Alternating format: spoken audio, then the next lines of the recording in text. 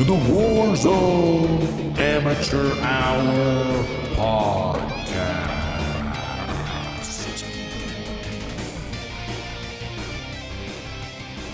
Welcome back to the Warzone Amateur Hour podcast. This is episode number 116, and this is our final episode of Season 1 of Warzone 2. We will be coming at you next week, hot dipped into the whatever substance it's going to come out of Season 2 here.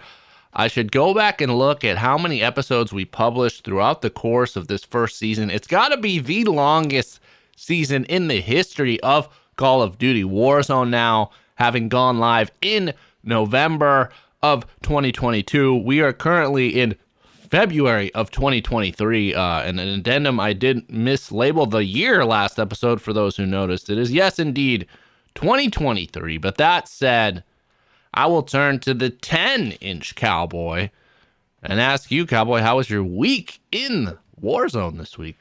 Hey, thank you for emphasizing 10. I feel like you rarely do that, and people really only call me Cowboy. I prefer 10-inch as my nickname, but I'll take what I can get in that context. But yeah, the week was good. To be honest, career, my real career, which is obviously branding and moving and migrating cattle, has been very busy with this late winter, early spring.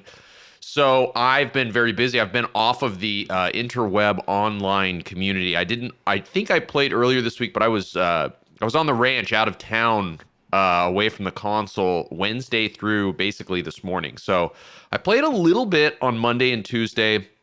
And I think that I was, if I recall correctly, because, my memory, my memory's not great. I think it was pretty shitty. I recall it being very frustrating. I did play some duos with friend of the pod Sparks, and we had I know we got a second place at one point, but no notable victories to speak of.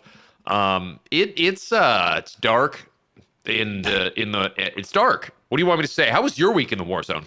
Well, let's back up there because I did have a few games with you this week, and my take is frustration but confusion. It seems like anytime you die, you're just outright flabbergasted at what happened. Great point.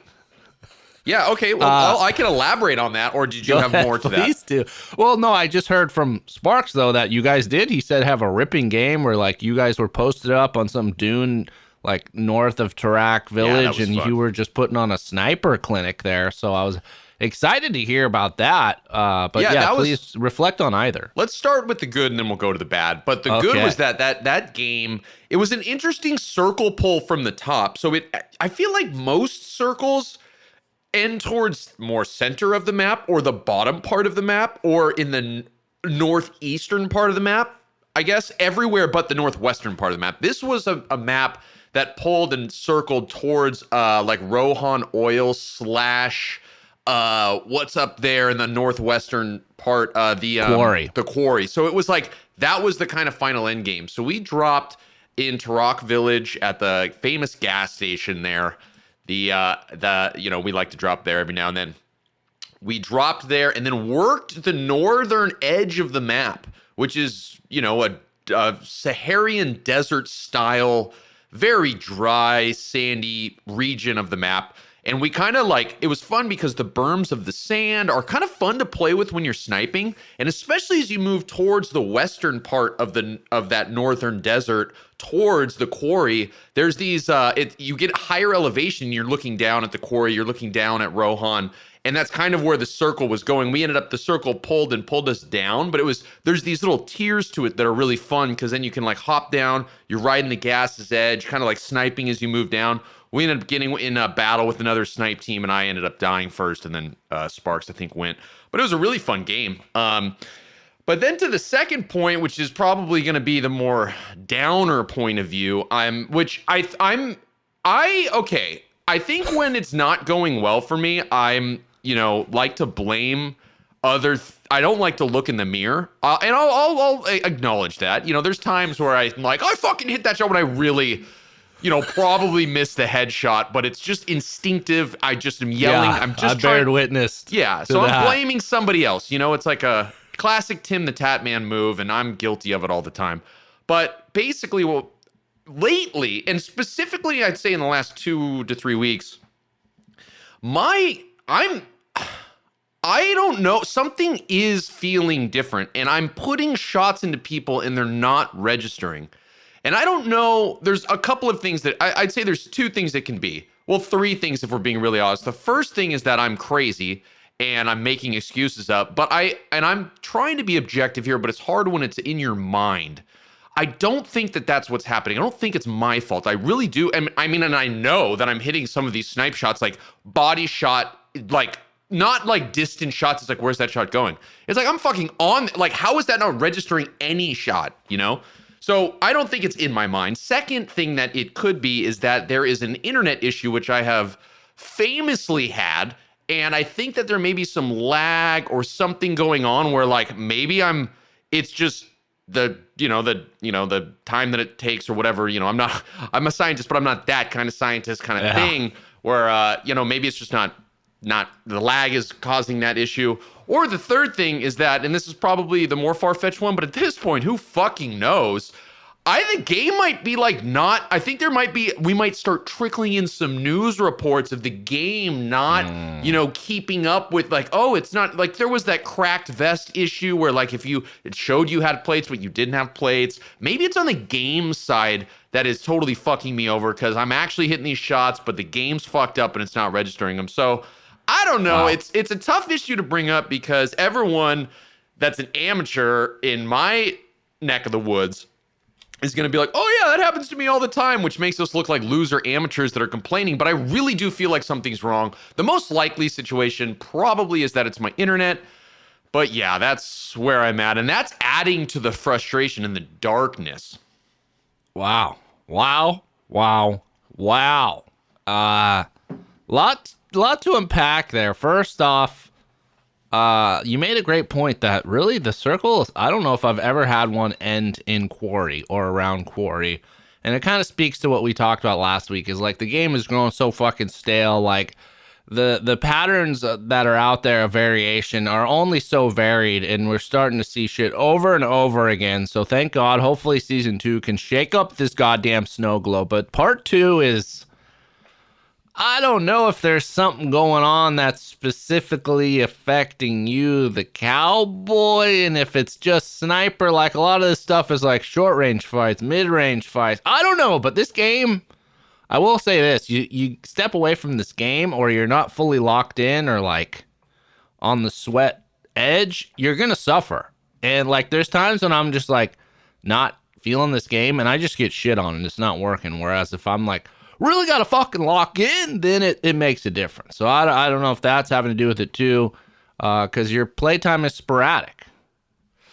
Yes, that's also true. I don't know if anyone else feels this way though, and maybe I'm just a freak, but when I step away from the game and I come back, sometimes I'm dialed in. Sometimes for some reason I have a new perspective. I feel like you get caught up in these like mental. It's like it's just like muscle memory sometimes, which I don't think allows you to be like creative and like do different things and try different things because you just do the same shit. Like dropping like Sarah's Village every fucking time and landing on the same goddamn balcony every fucking time, like 40 other people in the fucking lobby every single time. So it's just like mixing it up is nice. I mean, let's just dive into that. I didn't put it on the agenda, but weeks back we talked about favorite spots on the map. Cowboy and I both had Sawa Village or South American Warzone Amateur Hour Village top of our list. Well, I've certainly kept it there. I've made that is my go-to spot. As the Cowboy alluded to, I land in the same fucking building.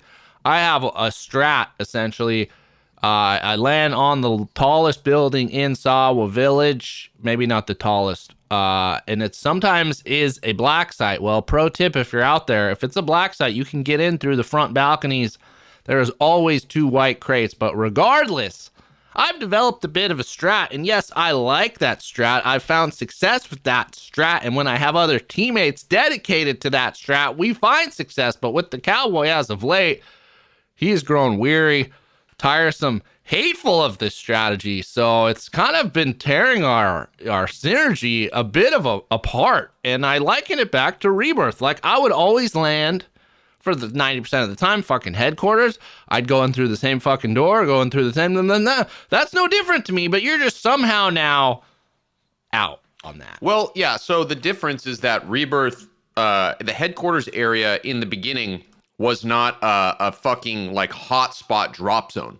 It wasn't like, what we liked about it was it was like wonderfully positioned on top near the prison. You could look down if you were a sniper. There was a tower there. It was much more dynamic area, what I think, than Sawa's village, which is a death trap because everyone can hear you. And the difference is that like literally 4 teams drop there every single round, and it's fucked up. Like we're not good enough to take on that many dudes, you know? Here's the thing though, with this strategy is it requires commitment from the team to succeed. If you don't, which we do, we don't not all do it.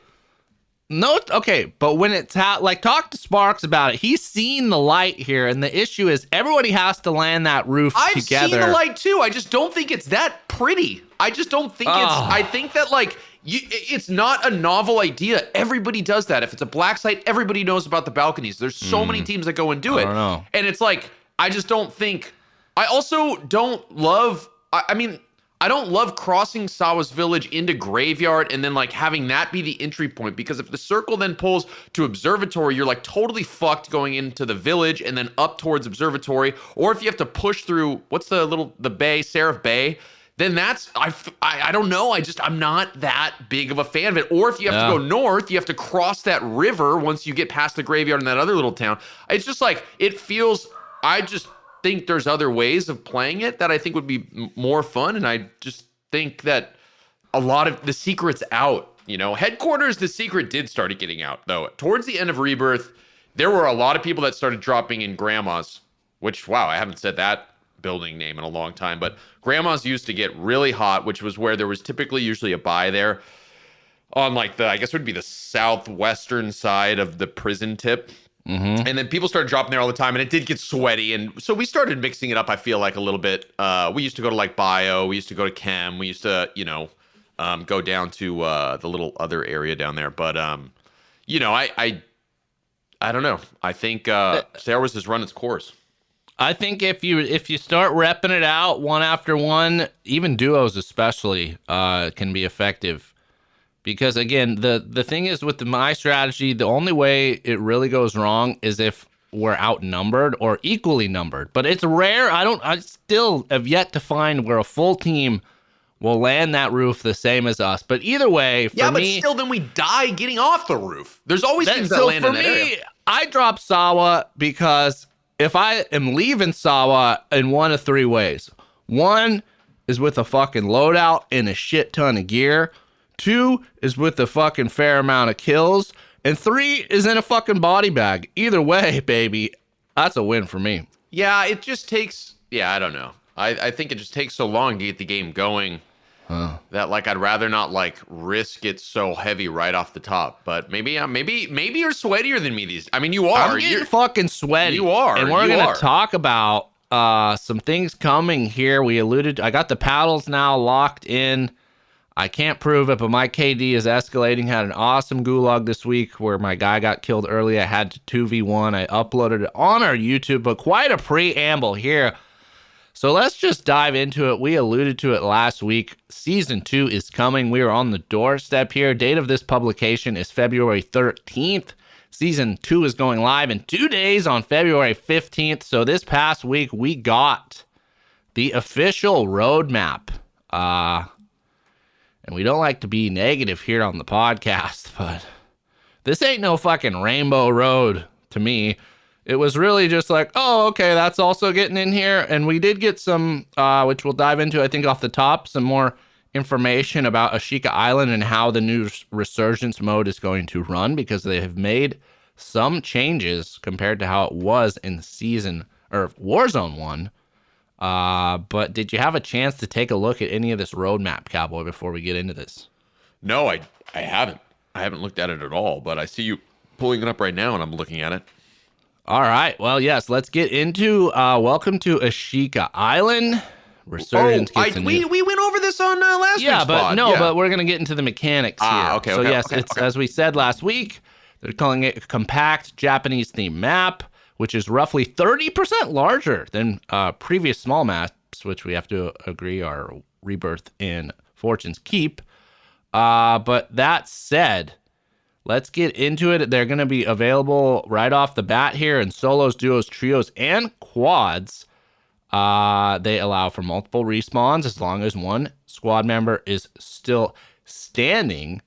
But here we go. This time is where they start mixing it up. So similar to before, you die, the countdown starts. If your teammates do certain in-game actions, such as getting a kill or I believe opening a crate, it shortens the timer. But here's a first change now. The countdown, Cowboy, the Resurgence countdown, is going to grow longer with each circle collapse. So as the game progresses, your time to redeploy is going to extend. What are your thoughts on that change? That's really interesting.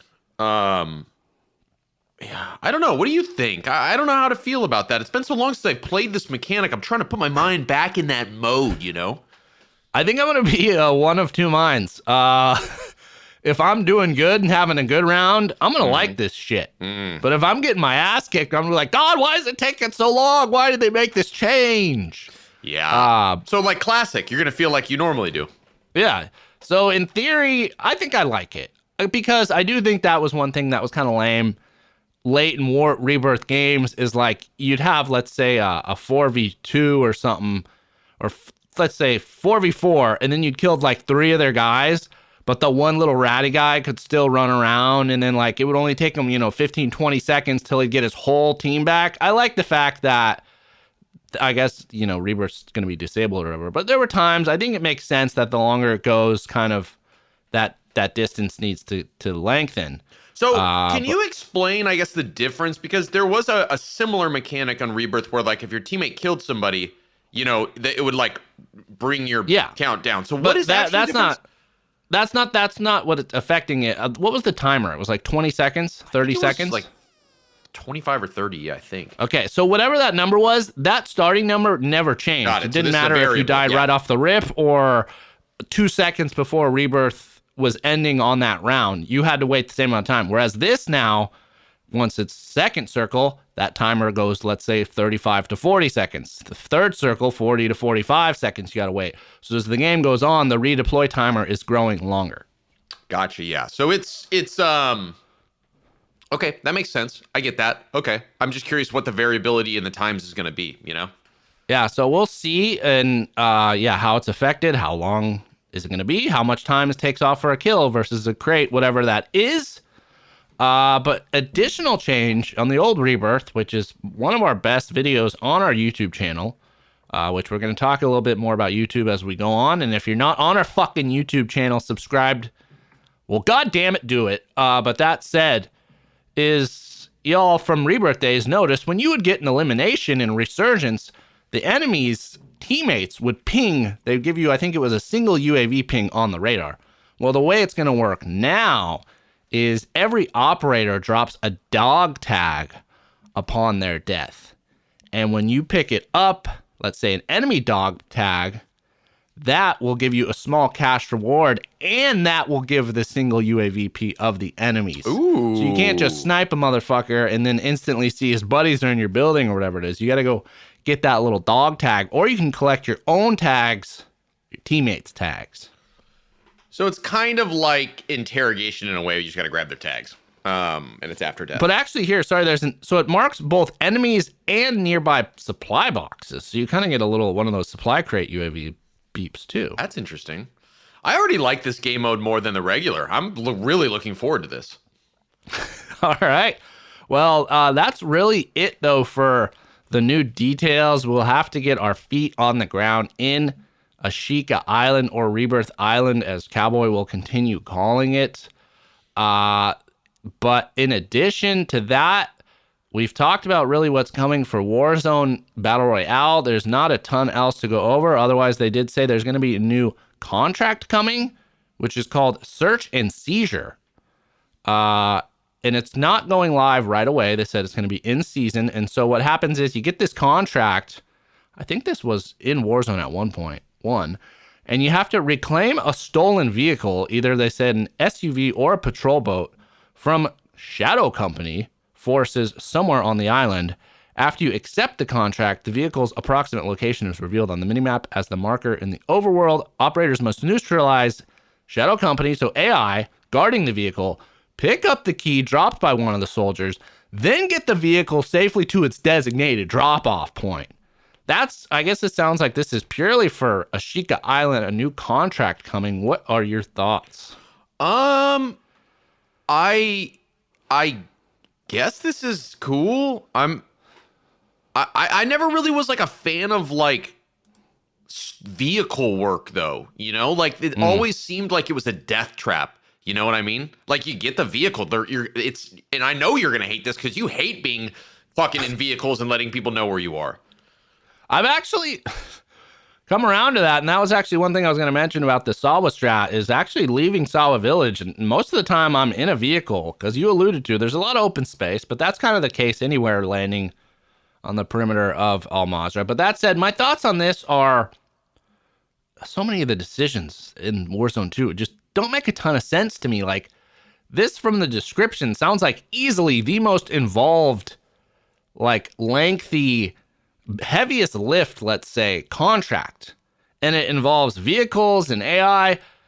But when we play Resurgence, I feel like contracts are like, that's the last thing we're really prioritize, because it's a smaller fucking map, way faster pace, more people and small, like, who's gonna have time to go on a Resurgence game, circles closing, all this shit? Oh, let's go fucking got the contract. Now we got to go find the car. Okay, I found the car. Now we got to go kill a bunch of fucking AI. Oh, I found the car key. Now I got to go steal the car. And then I guess you got to maybe probably take it somewhere else. Like, what are you getting from that? Some money to buy a fucking loadout? They already said guns are going to be like $5 a pop.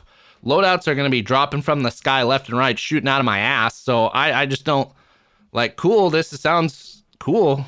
I think it's way more fit for Al Mazrah. I don't know if it's coming to Al Mazrah. It's fucking weird. Yeah, it also like just feels like a much more complex King contract. Like everyone knows where you are, and all you just have to survive. That's what this is. But there's like a lot more dangerous steps to it, you know. So you better get like all your players back and a loadout. It seems like this. Yeah, what is the payoff here? That's what I want to know. Yeah. So not sure. They said the Shadow Company has been rumored to have their hands on some powerful hardware ready to repel. So, fuck, they're going to have, like, miniguns or what? I don't know. They keep really pushing the AI, but the community just keeps saying, no, we don't want it. We don't want it. Fuck Why are you doing this? I know you hate the AI because nobody likes the AI. Literally nobody. Single time we go somewhere where there's AI, Tron is downed immediately. Immediately. It's uncanny every time. I like to push my luck. I don't like computers pushing me around, all right? It's uncanny, man. You do it every single time. Well, next up, there's going to be, it sounds like, again, on Ashika Island only, is a new public event. They're calling it Data Heist. They said in season, so maybe not right off the bat. And they said intel is powerful, especially during a data heist. It's a new exclusive public event on Ashika Island. So during the second circle, 3 uplink stations will come online around the map, allowing players to download critical intel from them. In exchange for valuable in-match rewards, squads can hack into and stand near the uplink stations to gain this intel, but they will face resistance from, yet again, Shadow Company combatants guarding these precious machines. Download progress can be sped up by eliminating these combatants, while operators can halt progress through contesting the station area or using a DDoS field upgrade, successfully completing rewards XP cash and a random piece of tactical equipment. Squads that visit 2 or 3 will receive increased rewards, such as a random kill streak or even an advanced UAV. So it's like is this kind of like, it's like a recon, but not like the intel aspect? Yeah. There's AI now, though, that you got to great. battle. Cool. And then other teams can come contest it. And again, no, I don't think anyone's going to really fucking be doing these things. You're going to get killed so many times by this AI. I'm going to hate it. Yeah, but yeah, I mean, whatever, dude. I just honestly, like, all of this is nice, bells and whistles, and like this new cool little like thumbnails they're providing, and it's like, oh, sick, like cool new contract. Just give us the map, let us play it. I don't give a shit about this stuff, you know. I mean, give us the fucking increased TTK.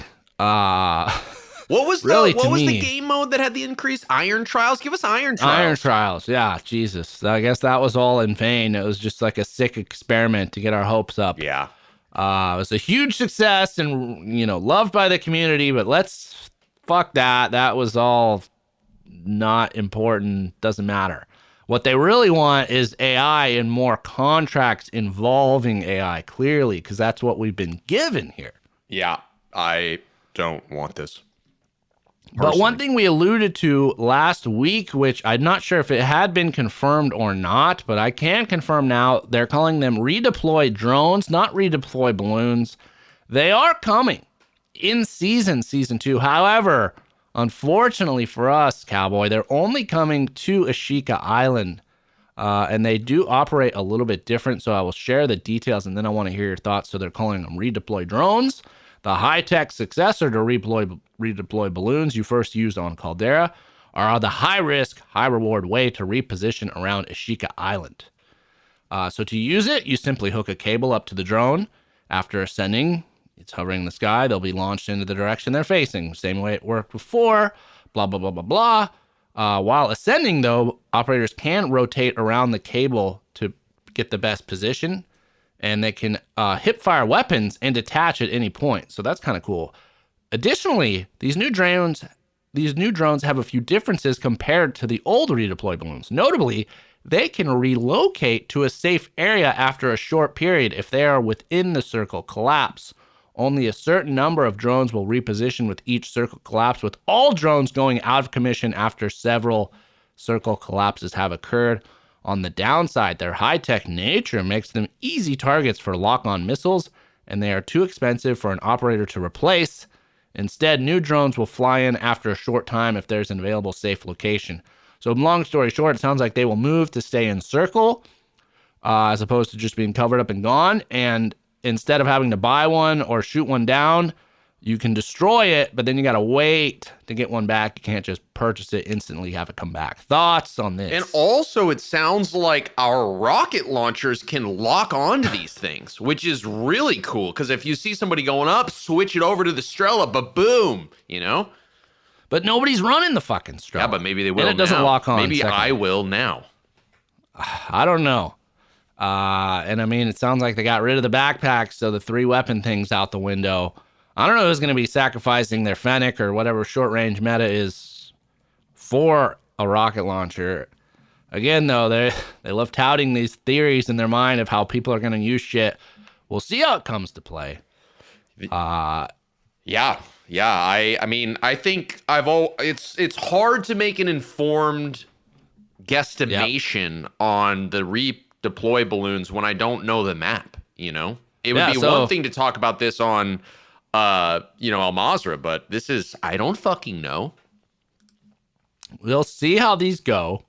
And finally here, because it's clear that with so much wrong with this game and in needing of improvement, I'm just so glad we had the addition of AI with the new contract, the addition of AI with the new public event, and guess what?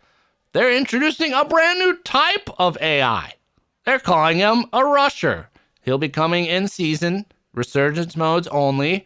They said so far, AI combatants are all about dealing damage from a distance unless otherwise provoked to swing wildly with the butt of their gun. But during season 2, a new type of combatant joins their ranks to fulfill that extreme close quarters combat role, the rusher. The rusher may not have much in terms of health or armor, but what they lack in defense, they make up for in increased agility and a deadly short sword This adversary also packs a pistol in case a target is unreachable for a melee attack, as well as a mini smoke bomb to use for repositioning. They're meant to be down just as quickly as they sprint, especially in confined indoor spaces. Expect them to hit the ground running in resurgence mode, with AI only appearing under certain conditions, such as during a data heist. So now you got all these fucking AI to deal with, and these bastards are going to come running at you like zombies. Yeah, so I think the first thought is this sucks because it's more AI. And then the second thought is this is also terrifying. You're going to have these things just running at you, just sprinting at you. That's going to be like, this is going to cause some serious like heart attack situations. Dude, and like the main thing I feel like to find success against the AI is you got to have a gun with a lot of ammo, because the reloading, that's where I always get fucked by these AIs. I go in there, kill 2 or 3, I run out of ammo. I got to go like try and hide, reload. I'm lost my plates. They come and they kill me.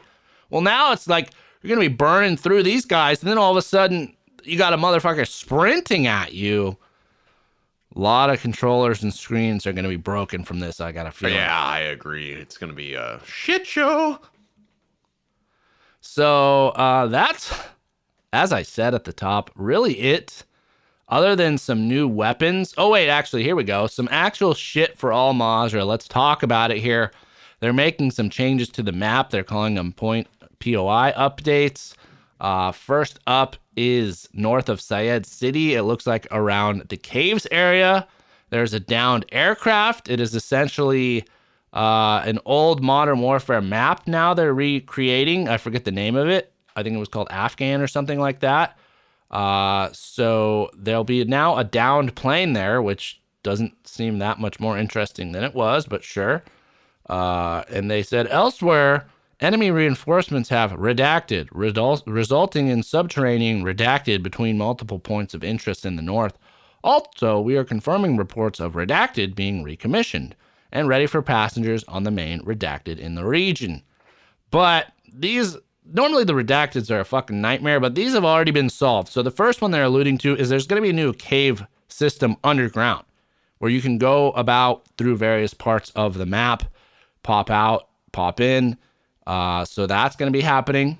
And then this other thing is there's going to be a new like train, passenger train coming, in addition to the existing train on Almastra. What are your thoughts on these changes? Yeah, I don't really care. Like map changes. I don't think that's something anybody's wanted or expressed interest in. So it seems like a waste of time. The train's interesting.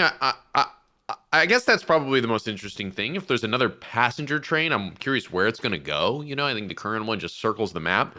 Is this going to be more of like a straight line or like a, I don't know. I guess it's, I don't know. What do you think? This sound, I don't give a shit about any of this stuff.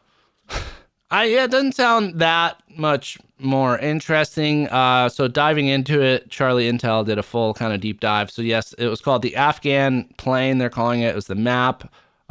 People had already felt like, oh, this caves area is just like that old map. Well, now this is what it was missing. That whole map was centered around a downed plane. So now they've kind of, as they've done before, similar with like Terminal and other areas, they're bringing some classic Modern Warfare maps, integrating them into Al Mazrah. Next up, it's a passenger train, similar to the freight train, offering quick rotations and plenty of high-tier loot.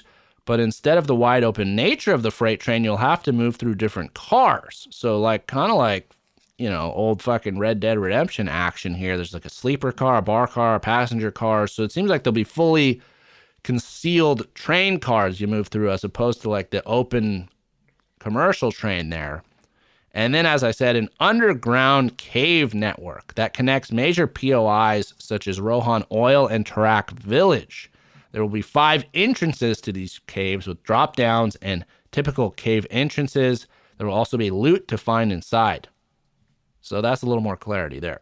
Okay, so it's kind of similar to how it was on old, was that for Dansk? They made the caves? What? They made the subway system on Verdansk. Yeah, but these drop downs where there's things, I guess, I don't know. Yeah, it seems like kind of an older mechanic they're bringing back, I guess, is the long story short. So that's really it. In terms of Al Mazrah, let's find there are new weapons coming, as we alluded to, some changes to DMZ, but this is the Warzone Amateur Hour podcast, so we're not going to go ahead and cover that. Apologies if you're passionate about that shit. But let's find these new weapons here. All right, here we go. So, Season 2, coming at launch, is a brand new AR. It is called the ISO Hemlock Assault Rifle. It's part of the ISO platform. You unlock it via the Battle Pass. It's called a powerful and enhanced rifle, designed to take both 5.56 ammo and subsonic 300 BLK ammo, providing a battlefield advantage in any situation. It's free via the Battle Pass. Then there's a new shotgun, the KV Broadside Shotgun. That's part of the Kazdov platform, also coming at launch, unlocked via the Battle Pass. Bringing the power of the 12 gauge to the Kazdov platform, the KV Broadside is the fastest firing semi-auto firearm in the shotgun class. It destroys targets at close range with impunity. A new melee weapon, which looks like these dual little fucking katana mini knife sword things. That's coming at launch. Free within the Battle Pass.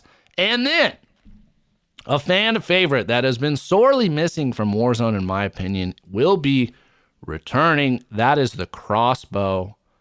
Let's see how it's coming.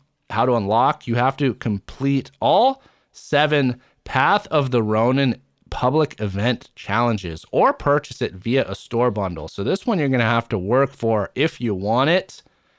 And they also said to expect a new marksman rifle called the Tempest Torrent to be coming mid-season, as well as a new lethal equipment called the Shuriken. Thoughts on these? Yeah, I think the one that pops out is the crossbow, obviously. I mean, they've never really been viable, but they're kind of just like fun novelty weapons, and curious to see if they try to make an effort to make that more of a viable weapon. But yeah, I mean, yeah. No, it's a niche. There's a certain type of person that runs a crossbow, but I like those motherfuckers. I always had a soft spot for those type of people, even these riot shield folks. Hell, even the crazy bastards that ran the Cali 6. I hated them, but it did add that like variable element to the game that I thought was cool. So I like it coming back. Curious how it'll be balanced. You know, I don't know, man. Yeah, I don't know. I guess we'll see. I don't know. It'd be nice to get a mix-up of weapons regardless, you know? Yeah. So. And then a final addition is a brand new vehicle, which is a jet ski. They're calling it a patrol boat, or excuse me. And that's coming to both Ashika Island and Al Mazrah. It looks like 2 people can ride on this thing. A little jet ski action. Consider it the ATV of the sea, one of the fastest ways to get around the map with little protection. So I think that's cool, but in my mind, it's like, why is the little dinghy raft in there then at this point? Because that was pretty fast. I could kind of understand it, but you're so vulnerable in that fucking thing. Yeah, I mean, it's going to be the same. I mean, these are basically quads on the water, right? That's what these jet skis are going to be. So, yeah. And again, all this shit, really, the final bow to bring us back around here is like, all this doesn't matter.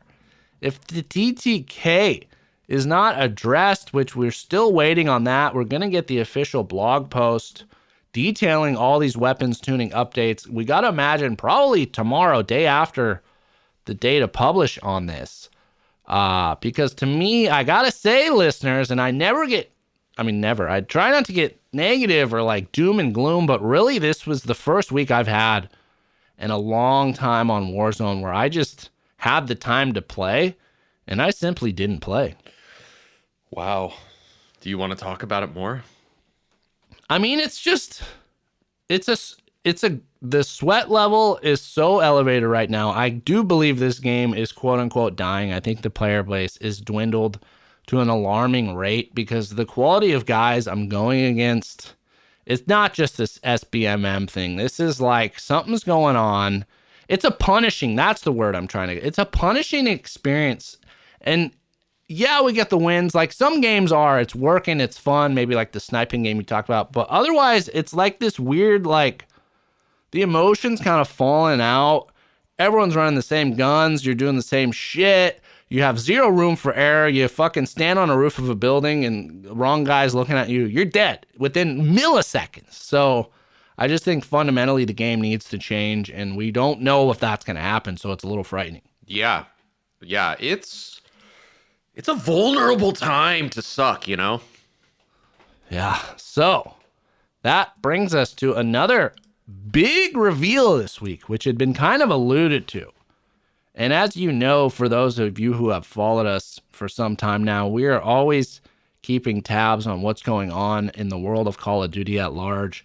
And we were told more than a year ago when, Modern Warfare was first announced, Warzone 2 was announced as coming alongside it, is like, this is going to be the flagship COD, the biggest Call of Duty Modern Warfare 2 of all time.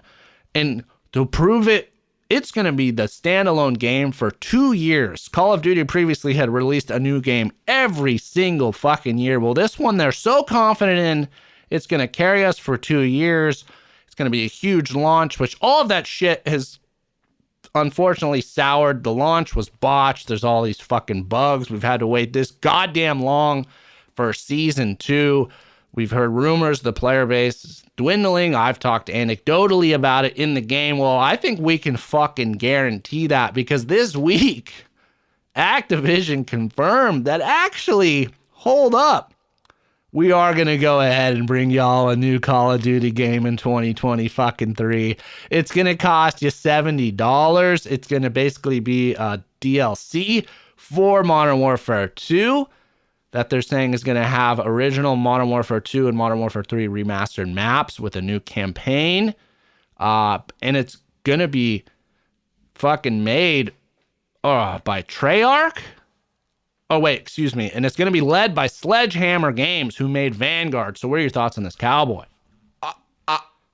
I don't know anything else about other games. I'm just a poor boy from California that's only played this game. I feel like I need you to guide me through what this means. Here's what it really means is, to me, Modern Warfare, they want it to be the 2-year game. It's underperforming so bad that instead of like solving it, they're losing revenue and they're trying to claw it back. So what are they going to do? They're going to release another standalone game. It sounds like this whole thing's going to be fucking rushed. The development, so that was the whole thing they touted, is like, oh, the next game that comes after this, they're going to have 2 years to develop it. That's great for them. Nope. Now these fuckers are putting out, and from all accounts, Vanguard was one of the weakest CODs ever released. Well, the team behind that is now tasked with releasing the next game. So first off, I just got to say, laws of gravity, if you're out there, do not fucking buy us this game, because I am purposely boycotting this coming standalone game. Wow. So to me, this is a cash grab. This is a fucking joke. Wow. Okay. Your opinion is going to shape mine, and I will follow you on that one. This sounds fucking terrible. All right. So, a little disappointing. Especially for the people that, the best points I've heard out there is like, what about all these people that shelled out $70 for Modern Warfare 2 that exclusively only play multiplayer? What have they gotten so far? I guess they're only getting like 2 new maps with this new season, a few new game modes, but that's about it. And these are the people that paid all the money. Whereas, Warzone, you don't have to pay a dime and you're going to get new Ashika Island. It's getting all this attention. It's the new girl. It's getting all the fucking shoes. You're the like older sister. You're the sister that's got like the 4.0 in fucking college, that has a job, that's contributing to the rent money. And what's dad doing? He's going down to the mall, buying your little fucking spoiled brat sister, the brand new shoes and dress for the prom. I don't know, man. Yeah, I mean, fuck him. And then he's going to go like adopt a new fucking kid that's going to basically replace you in a fucking year, dude. Sounds like this, you're drawing from personal experience here. Whew. Sounds like you have a close connection to this. My daddy never bought me those shoes. Wow. Sorry, bud. So I don't know. We'll see what's out there. I hate to be the pessimistic type, but we got to be real with you amateur hour folks here. We'll see. Warzone is yet again in some tough waters. We've been here before. We've survived these storms, and we've come out, on the other side of these squalls with some beautiful tides and some good times. So we gotta hope that's coming. But that said, as a final kind of big news here on the Warzone Amateur Hour, we have been talking about like the future of this brand and this podcast and this content family and shit we've been doing. And we've always felt like there would come a time when we should start branching out into other games. So that time might be coming sooner rather than later. We've gone ahead, reserved an Amateur Hour gaming channel on YouTube.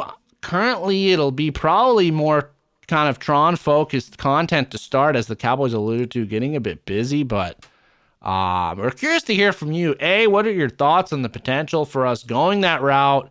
And B, what would be like some games you would want to see one of us or both of us explore? I don't know. What are your thoughts on all this, Cowboy? Yeah, I think we've talked about this for some time now.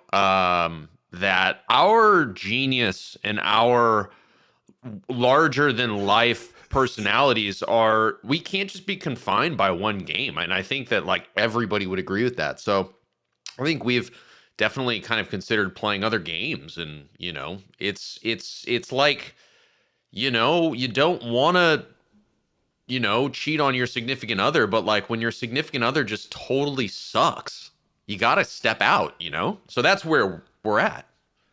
Yeah, like, maybe we haven't, uploaded our profile pics and filled it up, but we kind of downloaded the app, Yeah. Maybe signed up. We're swiping. We're not talking yet. We're maybe even swiping. We might be swiping a little bit.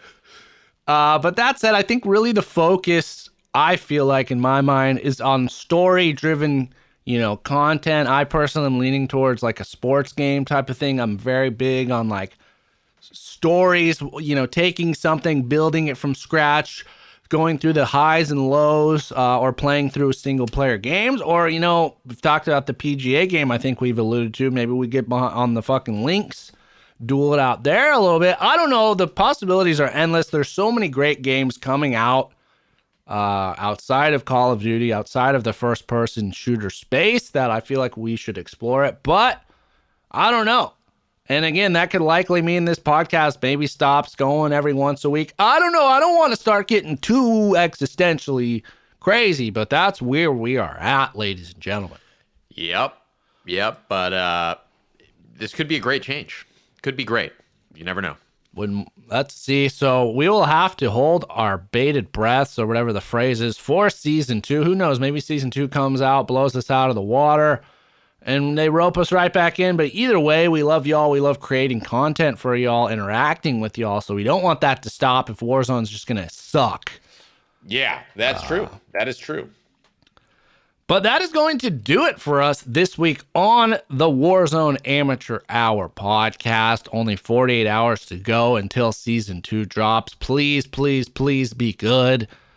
Please shake up the meta, but not in a way to where it's like, now there's a new RPK, a new Fennec, and that's all everyone's fucking running. That's my prayer to the Warzone gods. Any final parting thoughts for you, Cowboy? Yeah, no, I mean, I feel like this is a pretty pivotal release, for a lot of reasons. And I hope they deliver, man. I hope they deliver, or they should be deported. I hope they stick the landing. We'll see what comes in the week ahead. You can find us in the Warzone for sure. We will talk to you all next week with our first impressions of season 2. And until then, good luck in the duel.